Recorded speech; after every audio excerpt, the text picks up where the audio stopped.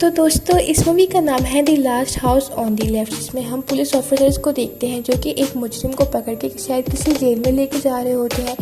ये मुजरिम का नाम क्रक होता है। अब ये काफ़ी बेसब्री से बार बार बैक वाली खिड़की से पीछे देख के शायद किसी का इंतज़ार कर रहा होता है। अब सामने से ट्रेन गुजरने का टाइम हो जाता है। तभी अचानक से एक बहुत बड़ी गाड़ी इन पुलिस ऑफिसर्स को फ्रंट से आकर उनके बीच में बजती है, जिससे मौके पर ही इन दोनों का खून निकलने लग जाता है, मतलब काफ़ी ज़ख्मी हो जाते हैं। अब हम देखते हैं कि इसमें एक लड़का और एक लड़की होती है, मतलब कि लड़का इस क्रक नामी लड़के का भाई और दूसरी इसकी दोस्त होती है। अपना मास्क उतारने के बाद ये अपने दोस्त को उस गाड़ी से बाहर निकालते हैं और जाते जाते इन पुलिस ऑफिसर्स को पहले तो काफ़ी मारते हैं, उसके बाद अपनी गन निकाल के जान से ही मार देते हैं। नेक्स्ट सीन में हम एक लड़की को देखते हैं जिसका नाम मैरी होता है, जो कि काफ़ी अच्छी तरह स्विमिंग कर रही होती है। मैरी काफ़ी अच्छी स्विमर होती है। इसके बाद हम देखते हैं कि इसके पेरेंट्स काफ़ी बिजी लाइफ गुजार रहे होते हैं। इसका डैड एक डॉक्टर होता है जिस वजह से काफ़ी बिजी होता है और उसकी मॉम भी काफ़ी बिजी रहती है। लेकिन अब वीकेंड पे इसकी मॉम और ये दोनों, मतलब ये पूरी फैमिली एक जगह जा रहे हुए ताकि वहाँ पे अच्छे से टाइम स्पेंड कर सकें। अब घर पहुंचने के बाद हम देखते हैं कि पिक्चर्स में मैरी का एक भाई भी हुआ करता था। मैरी अपने भाई के पिक्चर को देख के काफ़ी सैड हो जाती है और काफ़ी बोर फील करने लग जाती है। वो अपनी मामा को कहती है कि मॉम, मैं अपनी दोस्त से मिलने के लिए क्या बाहर जा सकती हूँ, लेकिन उसकी मॉम इजाज़त नहीं देती है। जबकि इसका डैड इसको इजाज़त दे देता है और इसको अपनी चाबियाँ और थोड़े पैसे भी दे देता है। इसकी मॉम मैरी को लेकर काफ़ी ज़्यादा इनसिक्योर होती है, इसलिए वो कुछ परेशान हो जाती है। अब मैरी गाड़ी लेके अपनी दोस्त से मिलने के लिए कैफेटेरिया पहुँच जाती है, जहाँ पे इसकी दोस्त कैशियर के तौर पे काम करती है। अब हम देखते हैं कि एक लड़का सामान लेने के दौरान इनको काफ़ी गौर से देख रहा होता है। अब जब ये वहाँ पे बिल करवाने के लिए उनके पास आता है तो उनसे सिगरेट मांगता है, लेकिन उसकी एज कम होती है जिस वजह से वो उसको सिगरेट देने से मना कर देती है। लेकिन यहाँ पर लड़का कहता है कि अगर तुम मुझे सिगरेट दोगी तो मैं तुम्हें पार्टी दूंगा। इस पे मैरी की दोस्त मान जाती है और इसको सिगरेट निकाल के दे देती है। अब जब ये लड़का पैसे निकाल रहा होता है तो हम देखते हैं कि एक नोट के ऊपर ब्लड लगा हुआ है, जिसको वो छुपा लेता है और बाकी पैसे इनको दे के वहाँ से चला जाता है। लेकिन ये चीज़ इन दोनों नहीं देखी होती। इसके बाद ये दोनों उसके घर पहुँच जाती हैं, लेकिन मैरी गाड़ी में ही बैठी होती है, वो अंदर उसके घर नहीं जाती है। अब वो बैठे काफ़ी देर से अपनी दोस्त का इंतज़ार कर रही होती है, लेकिन वो अभी तक नहीं आई होती। अब मैरी उस घर में जाती है अपनी दोस्त को देखने के लिए, जहाँ पे अंदर जाने के बाद वो देखती है कि उसकी दोस्त उस लड़के के साथ काफ़ी एंजॉय कर रही होती है। वो सिगरेट पी रही होती है, साथ शराब भी पी रही होती है। वो उसको भी कहती है कि तुम भी आगे हमें ज्वाइन करो। पहले तो मैरी मना कर देती है, लेकिन उसके फोर्स करने पर उसको की दोस्त की बात मानना पड़ती है और वो भी उनके साथ एंजॉय करने के लिए बैठ जाती है। अभी इतना ही था कि अचानक से मैरी को उसकी मॉम का फ़ोन आ जाता है, जो कि उसको कहती है, बेटा तुमने बहुत देर लगा दी है, अब तुम घर कब तक आओगी। जिस पर मैरी उसको बोलती है कि मॉम, मैं आज रात शायद घर ना आ सकूं, अगर आप कहें तो मैं आज अपने दोस्त के घर रुक सकती हूँ। अभी उसकी मॉम ने आगे से कुछ जवाब नहीं दिया था कि सिग्नल्स ड्रॉप हो जाता है, जिसकी वजह से फ़ोन बंद हो जाता है। अब ये तीनों यहाँ पे काफ़ी ज़्यादा एंजॉय कर रहे होते हैं, लेकिन तभी वहाँ पे वो लोग दाखिल होते हैं, जो कि और कोई नहीं, क्रक, उसका भाई और उसकी दोस्त थे। अब यहाँ पे हमें पता लगता है कि क्रक और कोई नहीं बल्कि इस लड़के का फादर है। उसको बोलता है कि हमें वहाँ पे पुलिस पकड़ने ही वाली थी, हम इतनी मुसीबत में थे और तुम यहाँ इन लड़कियों के साथ एंजॉय कर रहे हो। वो अपने साथियों को बोलता है कि इन दोनों को पकड़ के बंदियाँ बना लो, जिसपे मैरी और उसकी दोस्त काफ़ी ज़्यादा परेशान हो जाती हैं और उसमें कहती हैं कि प्लीज़ आप हमारे साथ ऐसा मत करो। मेरी कहती है कि हम आपके बारे में किसी को कुछ नहीं बताएंगे, हम वादा करते हैं, लेकिन प्लीज़ आप हमें यहाँ से जाने दो। लेकिन क्रक इनकी किसी भी बात पर यकीन नहीं करते हैं और क्रक का भाई चाकू निकाल के इनको डराने पे लग जाता है। अब वो लड़का जो कि इनका दोस्त था वो मदद करना भी चाहता है, लेकिन क्रक जो कि उसका फादर था वो उसको ऐसा नहीं करने देता। अब मैरी की जो दोस्त होती है वो चालाकी से वहाँ से भागने में कामयाब हो जाती है और खुद को वॉशरूम में छुपा लेती है। अपना मोबाइल निकाल के वो पुलिस को फ़ोन करने ही वाली होती है। क्रक का भाई खिड़की तोड़ के वहाँ पे आ जाता है, उसका मोबाइल भी तोड़ देता है और इस लड़की को भी बहुत ज़्यादा मारता है। अब क्रक मैरी का मोबाइल निकाल के भी तोड़ देता है ताकि वो किसी से भी कांटेक्ट ना कर सके।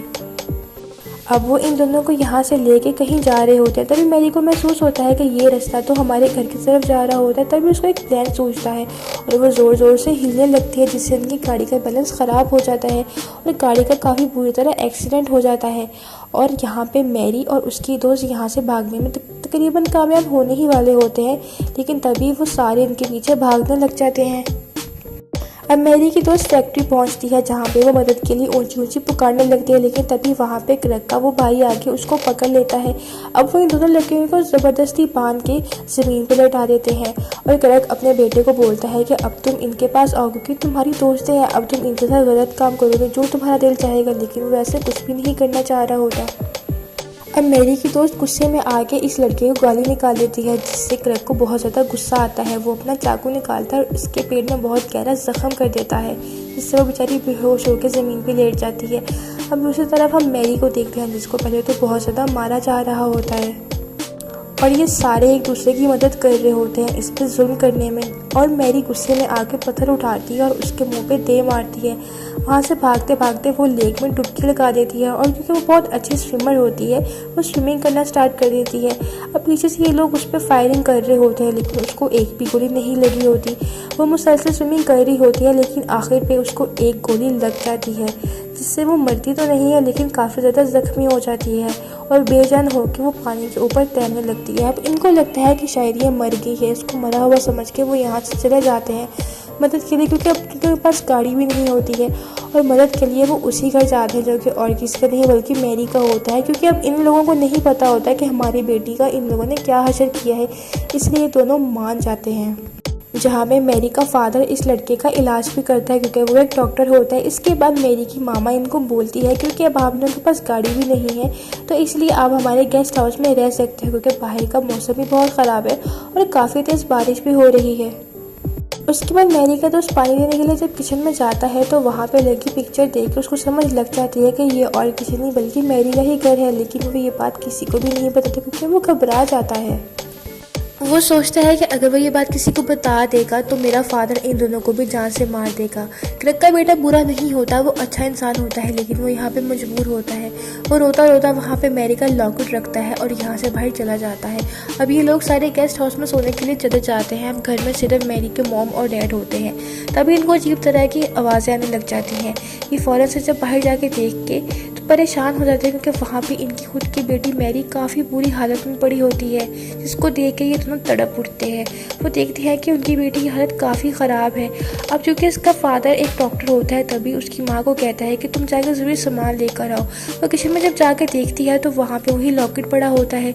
वो आके सारा कुछ अपने शौहर को बताती है और कहती है कि किचन में तो कोई भी नहीं गया था, किचन में सिर्फ क्रग का बेटा गया था और ये लॉकेट मैरी यहाँ से पहन के गई थी। इसका मतलब ये सब कुछ इन लोगों ने किया है। अब इनको यहाँ पे सारी बात समझ में आ जाती है और अब ये फैसला कर लेते हैं कि ये लोग इनसे बदला लेंगे। तभी इसका फादर पहले अपनी बेटी के जिस्म में से उस गोली को निकालने में कोशिश करता है और वो कामयाब हो भी जाता है। उसके बाद वो अपनी बीवी से कहता है कि हम यहाँ से निकलेंगे और उसको कहता है कि तुम यहाँ से कश्ती को निकालने का बंदोबस्त करो ताकि हम इस कश्ती में बैठ कर यहाँ से निकल सकें। तभी उसकी माँ उस कश्ती को निकालती है ताकि पानी में बिछा के वो लोग यहाँ से निकल सके। अब दूसरी तरफ गेस्ट हाउस में वो सारे सो चुके होते हैं, लेकिन सिर्फ क्रग के बेटे को नींद नहीं आ रही होती। वो अपने बाप के उस गन को उठा लेता है।